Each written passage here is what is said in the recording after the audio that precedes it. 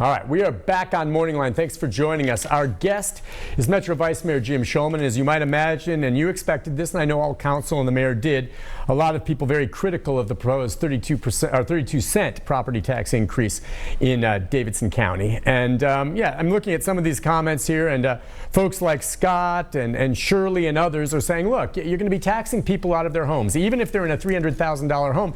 If they're out of work, how on earth are they going to be able to pay these property taxes?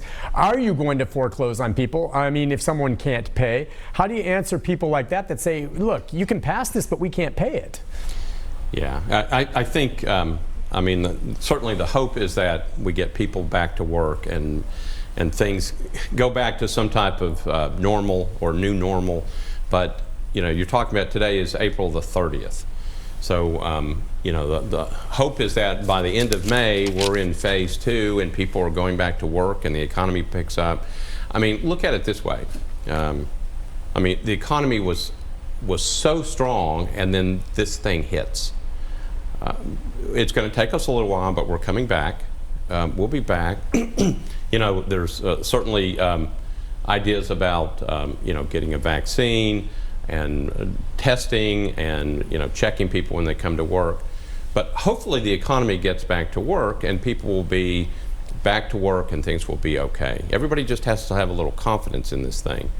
I don't think anybody, no politician ever wants to raise anybody's taxes. I mean, that's just clear.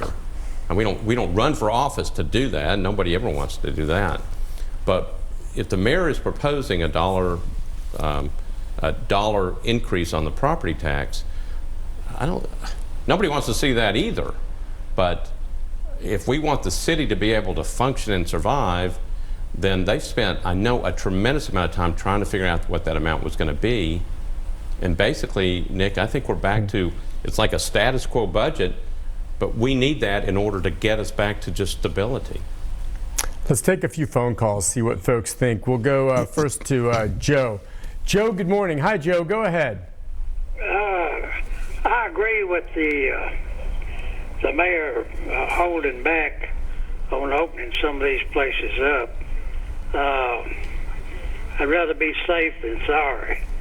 On the property tax, we seem like we went from boom town to now we're begging for money again. They wasted a lot of money. The education, the guy that they had, they paid a bunch of money and then paid him a couple $100,000 to leave.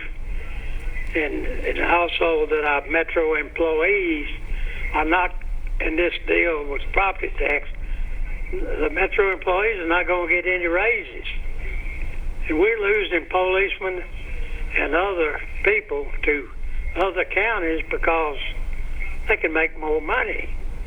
So when you're not getting any raises and you're raising property tax, it's going to take a while for this, you know, to work itself out. You know, it's kind of an interesting rub, a 32% property tax increase. Again, it's 32%, not cent, but 32% property tax increase. It's interesting. He's right about trying to retain employees you want to by paying them, but the only way you do that is having more money wherever that may come from. Yeah, but look at it this way. We can't give anybody salary increases. So his point was that, you know, we're losing police to other counties because we can't give them raises or can't get their salaries up. You got a 32% property tax increase, a dollar increase on your rate, and we can't give anybody salary increases. I mean, that alone should tell you that this is not some type of increase where there's going to be a lot of, you know, spending, and this is basically to get us back to where we were before, where we were already in a tight budget situation. So, I mean, again, I don't think you want a city where you pick up the phone and call 911 and no one can get there on time, or your garbage starts piling up because we don't have people to pick it up. We have a city that we live in that's a great place, and we've been having this same discussion that Joe was talking about, and that is, for the last 2 years, people have been complaining and saying, hey, we're a boom city, we should have all this money flowing. The problem was that we didn't. And we were cutting, we were trying to be careful with it. We didn't have a property tax increase. The last time we had property reassessments, the rate went down to $3.15, which was the lowest ever in Metro history, which is wonderful, but if you don't adjust the rate to make sure that even keeping it low, at least you have some income coming in to take care of the things you need, then you get into this mess. And we've been spending more over the last 10 years than we've been actually bringing in. And people know that you can't do that for very long or you're going to get your own self in trouble. I understand, again, some of the concerns people have. I also get a little frustrated when I see some of these comments from folks, well, why don't they stop lining their own pockets? You know, the higher ups, like the vice mayor and the mayor, need to take pay cuts before taxing us. Do you want to respond to that?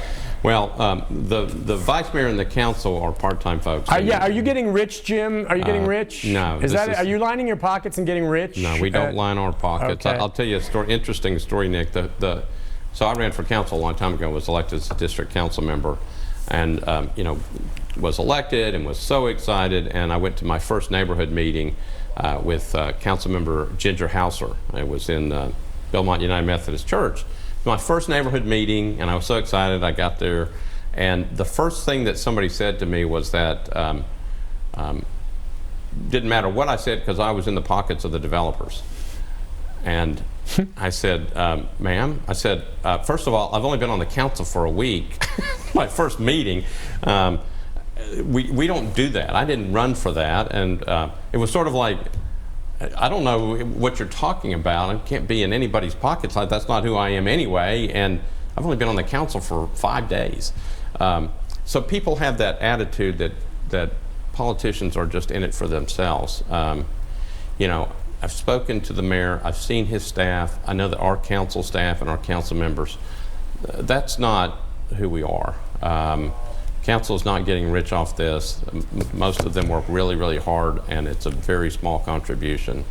And I'll tell you, people are working really hard to get us through this. Yeah. It's not easy, and I know people don't like this property tax increase. Nobody does, but everybody just needs to kind of hang with us and watch us as we go through the review of it. Then we'll figure out what we've got. Yeah, I mean, right. There's no question there are some politicians out there that maybe give a bad reputation, but there's many others that are doing a very good job. And keep in mind, we are the ones that elect them. We're the ones that put these people in positions of power. So hopefully you trust them and you know who you're voting for. And I think a lot of people are going to say, well, I'm wondering, Jim, I'm just curious, your take on this. I've seen a few comments here saying, well, I voted for John Cooper and I will never vote for him again. I'm just going to guess that I don't care who the mayor would be right now in his position, and he did inherit a tough situation to begin with, if you ask me. But I'm guessing that any mayor in this position financially in any city around the country may be forced to do the same type of thing to raise revenues. Would you guess that? How in the world are you going to try to get our city back just so that it runs the way it's supposed to? Basically, with no increases, any of that stuff, without trying to bring in revenue. No one saw this coming. John Cooper and David Briley, both my friends. Just watching the election last time, John Cooper ran on the platform of, hey, I'm a finance guy, that's what you need. I'll figure out how to manage this stuff. He's a finance guy. He doesn't want to raise property taxes. I think he was pretty clear when he was running he didn't want to do that. When you get into a situation like this that no one ever saw coming and no one ever wanted to see coming, and you basically shut the city down, and so remember all those people that would show up every night in downtown and the pedal taverns and the bachelorette parties? People used to complain about those. Now I think we all want them to come back. When we lose $250 to $300 million in 1 quarter in terms of revenue coming into the city, at that point you've got to figure out, then you're in a crisis budget, and I think the mayor called it that. This is a crisis budget. Nobody wants to be in this situation, but we are where we are, and we can go back and we can talk about things that happened 2 years ago, 3 years ago, 5 years ago, 10 years ago. we are where we are right now. We've got to take care of our situation now and protect the city. And we haven't passed anything yet. I mean, the council's got this thing. It's going to have to review it. Stay with us. Keep an eye on us. Let us know. Send us emails. You can tell us what you feel. I mean, we're reading them. And in the end, we've got to take a responsible step. We'll try to figure out what that's going to be. Let's go to Sean next. Sean, good morning. Go ahead, Sean. Yes, good morning, Nick. I have a quick question regarding the property tax increase, and I can understand the need to get some quick revenue because of the tornado and the COVID shutdowns and all of this. But my question is, this is such an extreme property tax increase. Is this just for like this year, or is this going to be like a status rate going forward in the future? It's a great question. Several people have asked that as well. You're going to get this passed, and of course, I assume, is this going to stay permanent? And isn't there also a reassessment scheduled for next year as well? Yeah, so Sean, I think that's an excellent question. Okay, so remember that we had an extremely low rate, $3.15. So this jumps us up to what, $4.15 or whatever we end up passing. That's still a really low rate, even though people don't necessarily like to hear that. The reassessment, where we typically do this and look at the rate and then readjust, is next year. So we will probably have to readjust it next year and then figure out what we've got.